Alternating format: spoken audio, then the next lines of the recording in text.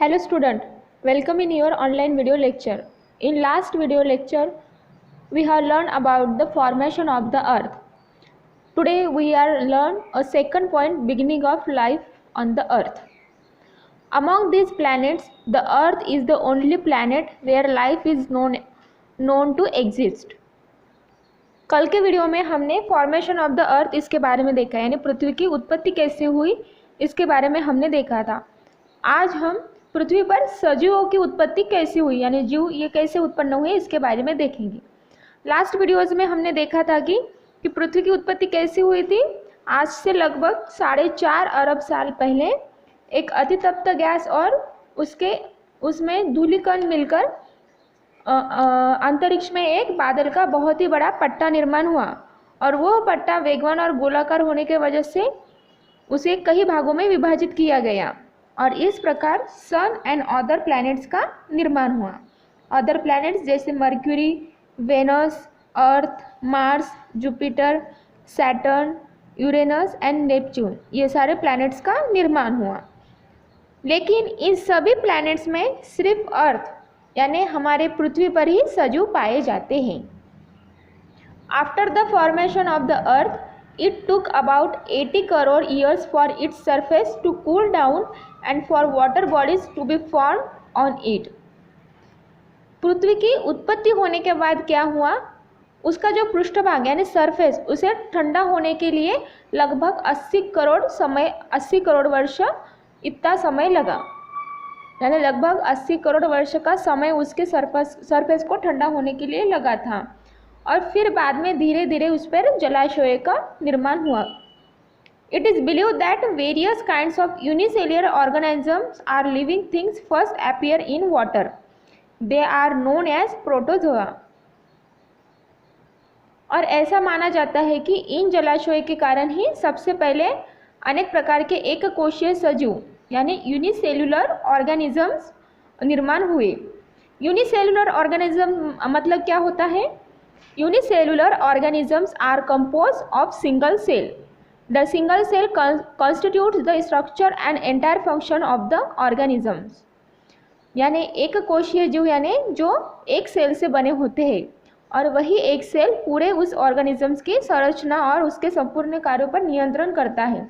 जैसे कि for example bacteria, protozoa and algae, ये क्या है? यूनिसेल्युलर ऑर्गेनिजम्स के कुछ एग्जाम्पल हैं। Gradually, multicellular living things develop from these unicellular ones. यानी धीरे धीरे बहुकोशीय जीवित चीज़ें इन एक कोशीय लोगों से विकसित हुए, यानी ये यूनिसेल्युलर ऑर्गेनिज्म से धीरे धीरे मल्टीसेल्युलर ऑर्गेनिज्म भी उत्पन्न हुए। अब मल्टीसेल्युलर ऑर्गेनिज्म मीन्स क्या होता है? Multicellular organisms is made up of numerous sales.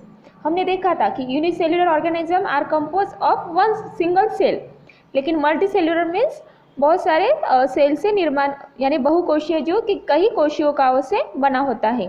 जैसे कि for example human beings, plants, animals, birds and insect, ये क्या है? मल्टी सेल्युलर ऑर्गेनिजम्स हैं, यानी इसमें न्यूमरस सेल्स होते हैं। The protozoa are so tiny that they cannot be seen with the naked eye. We need a microscope to see them. ये protozoa यानी एक कोशीय जीव इतने छोटे होते हैं कि हम उन्हें अपनी आंखों से नहीं देखा जा सकता, यानी हम उसे हमारे आंखों से नहीं देख पाते। ये इतने छोटे होते हैं, अति सूक्ष्म माइक्रो होते हैं, और उन्हें देखने के लिए हमें फिर माइक्रोस्कोप, जो कि ये micro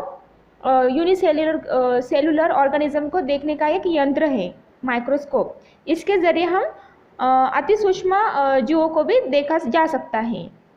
microscope a piece of equipment that makes very small object look big enough for you to be able to see them, यानी एक अति सूक्ष्मदर्शी यंत्र जिसकी सहायता से हम आंखों से न दिखने वाले अति सूक्ष्म वस्तुओं को भी देखा जा सकता है। Okay, next point third, the animal world on the earth. पृथ्वी पर प्राणी जगत। The living world on the earth consist of plants and animals.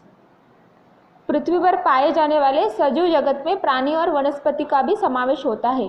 जैसे कि ह्यूमन बीइंग्स एक एनवायरनमेंट का हिस्सा है, उसी प्रकार सभी प्लांट्स और एनिमल्स भी हमारे पर्यावरण का एक महत्वपूर्ण पार्ट है।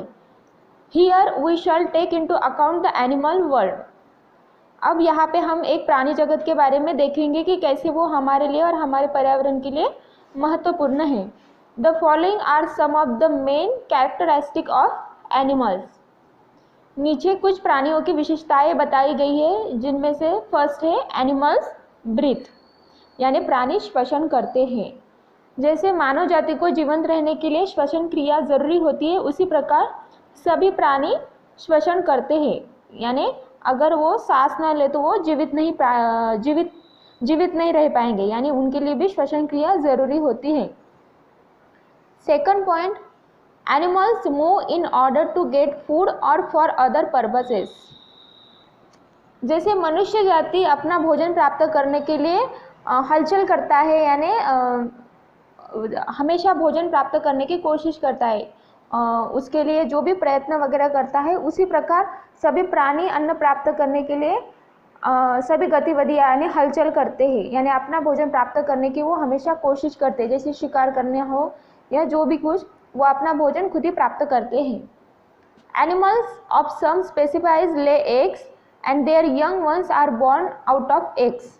Animals of some other species give birth to their young once.